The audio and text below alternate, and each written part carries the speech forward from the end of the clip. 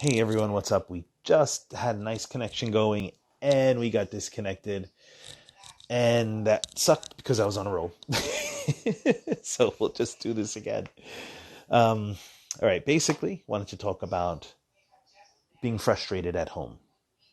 You do want to go outside and go for a walk, and hey, what's up there, brother? You want to go out for a walk, you want to go to a park, you want to do things, and you feel like all this fear is just coming at you, and actually it's you thinking so much about a situation in the negative. Think of another perspective. Have another perspective. How about positivity? Hey, there goes some positivity right there, my brother. What's up? You're beautiful, man. In this world right now, people are just imposing on themselves as though it's supposed to be some natural occurrence, negative thinking all the time, pessimism all the time, craziness all the time. They're feeding it to themselves, or we're feeding it to ourselves, and it's not like an automatically natural thing that just happens to occur. It is a natural thing because a natural being, a human being, is thinking it. Yes.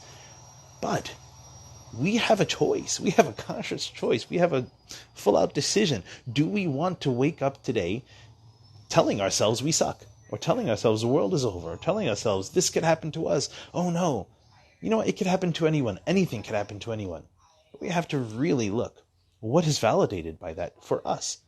Is it validated in my life that I'm going to open the door and like a meteor is going to hit me in the head? Not really. Or a squirrel is going to throw a nut from a tree and crack me in the face? Not really. I mean, there's tons of things we could fear. And the problem is that we don't realize how much control we have. And that builds up. That feeling of lack of control builds up as anxiousness, frustration. And we keep feeding that. And that kind of state of mind builds momentum over time until one day we snap. And now that we're all home with our families, if we are married, if we're with our significant others, if we have children, we are with them. And as much as we're trying to control our outbursts and our frustration, they're doing the same thing.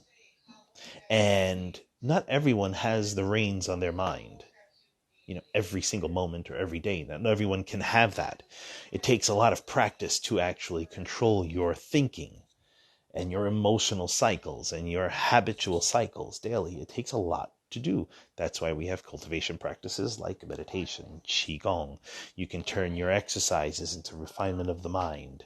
I mean, even just walking or painting or whatever it is you're doing. But let's go right to the point here.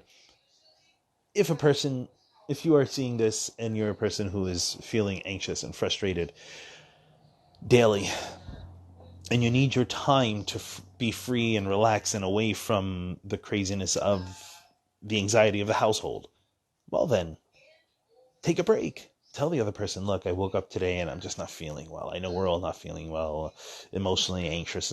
I just need a few minutes to myself, half hour or so. I just need to get in the right frame of mind because I don't want to react or act on anybody here with frustration and anger and just cause everyone to feel like crap.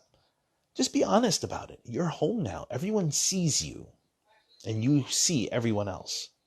So it's best to give them and give yourself that barrier and let it be known. It's like you're setting your own comfort zone. Look, I woke up, I feel like crap today. Or I was just watching the news and now I'm going nuts. I need some moment to calm down. Really catch yourself. But now, how do we act with other people around us? For example, you're in the middle of doing something. Your son, your daughter, your dog, your cat, your wife, your husband interrupts you for a moment, or passes by and gets in the middle of whatever you're doing, or drops something in the background and makes a loud noise, and it disrupts whether you're having a meeting at work, at home meeting, or you're writing something or preparing something. And now you're just, oh my God, I just need a moment, because you feel you're around everyone all the time now. So you're going to feel like you need that time to yourself. That's the time, that exact moment you start to feel that rush and frustration to go, everyone's trying to do their best. Because there's nothing else. There's no reason to go on and on about how frustrating it is when everyone's around you. Choose a specific time. Let them know I'm going to be here doing this. Just please don't call me. I need about an hour to do this. Or I need 2 hours to do this. That's it.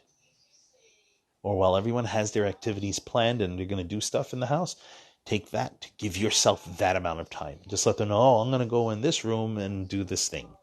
I'll be there for about an hour and a half. Okay? If you need me in an emergency, just text me. Other than that, don't interrupt, please. Okay? That's it. That's it. And if things happen where you get interrupted, or things happen where you feel frustrated and you're putting it on the other person says something out of their frustration because they can't get their mind under control either, because it's tough, what do? You simply tell yourself they're trying their best. Why else would you need? What other reason would there be to have an argument with someone about what they say to you? Just breathe in, grin and bear it for a moment and go, they're trying their best. And you know what? I could have tried better. Because if you truly weren't frustrated and bothered, you wouldn't have to do that. If you become frustrated and bothered, just take a breath, take a moment and go, hey, everyone's doing the best they can. What else can I do to make their life better? In so doing, how can I do things to make my life better? So what do? Do good things around the house. See your wife busy with something. Do you want something to drink? Can I help you with something? No. Okay, thank you. You go and do your own thing. Okay? If you find yourself not knowing what to do, clean. Clean the house. Adjust stuff off the table. Right? Dust. Be active if you feel you need to be active. But understand that you have a choice. The house now is your world. Being that the house now is your entire world. It's not going to a job. It's not passing through the streets into the train, to the ferry, or wherever it is, or however it is you get to work. That's not your extended world anymore. Right now, your world is this big, and it's the house. How would you manage that? How would you manage that house?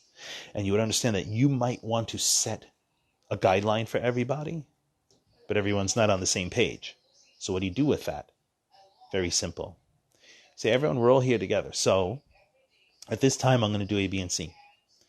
Okay? Try not to, I won't bother you. You don't bother me, whatever. Like, you lay out the idea. And when things get a little out of control, if you feel like something's out of control, just step back. Because right now you have enough time to get things done. You don't have to run out through traffic and travel an hour to work and an hour back. And you don't have to deal with all of that stress. You just have to deal with how you are at home. So you set a goal for yourself and wake up early. Wake up early. Why? Because maybe you like to. Sleep in late. But if you sleep in late, how much can you influence to help things maintain a balance? You let everyone know, hey, I'm going to wake up a little later tomorrow. Cool. I bet you the people in your house, they have the anxiety and fear, but they don't know how to process it. Or they don't know how to voice their feeling, express their feelings. You cannot expect people to just understand you. You have to be willing to acknowledge and appreciate them. So I think one of the best things, this is what I practice daily, because now I'm home every day with my wife and my son, and we have a fine relationship. Any disagreements or things we don't see eye to eye on, we don't actually argue, we disagree and we discuss. And we do that because we understand that arguing on who's right or who has a better point is not really going to make things better. So what we do is, I don't agree with certain things, or she doesn't agree with certain things, and we basically explain why. And if we can't come to an understanding and want to work with each other's ideas, we kind of just toss it. But if it does sound like a good idea and I just don't like it, I'll do it anyway, because it makes sense. And the same thing for her. If it makes sense on my end and she still doesn't agree with it, but it does make kind of sense, she'll do it too. But we got to understand that it's not about who's going to be right and who has the one up. It's about how are we acknowledging where we're coming from with our ideas. So in your home, acknowledge the other person. So you don't find your frustration to be the biggest thing in the world because they're frustrated too. Like I have a son, and he asks, why is COVID-19 such a big deal right now? Why are people dying? Why are this and that? But we talk about death, life, and that process freely, like straight up. Yeah, things happen. This is what it is. A, B, C, and D. Not my opinion, not my political opinion, not my idea about what it is. Okay, straight up. This is what's happening. This is how people are handling it. They're doing the best they can. You don't have to worry. Keep yourselves healthy. Do what you can do to make each other's lives better. And that's it. Emphasize that positive growth. Do things with your family at home that emphasize growing together. Get to know each other. Don't turn the blind eye anymore about some of the things your significant other does that you just didn't want to pay attention to because it's a pain in the butt. Don't turn the blind eyes anymore. Acknowledge your decision making. You made the decision to be with this person and they act this way, and you just purposely chose not to pay attention to the things you dislike. That's your fault. It's not their fault.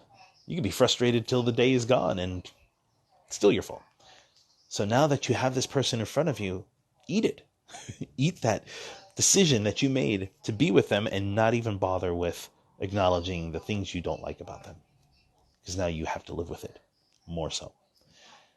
In so doing, you can really make a big difference with the people around you if you just acknowledge that person.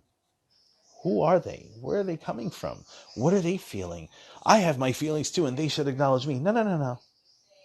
Everyone can acknowledge each other, but someone has to do it first. So be that person. Be the catalyst for, hey, how you feeling today? Even if the person lashes out on you with, oh my God, I'm feeling like this, and how do you not understand? And blah, blah, blah. And they start throwing all this pessimism and anger and blah, blah, blah. That's cool. Just sit there and just let it be. You don't have to argue what they feel because they feel it. They're validated by their emotions, their thinking, and the stories they tell themselves. For them, it's not a lie.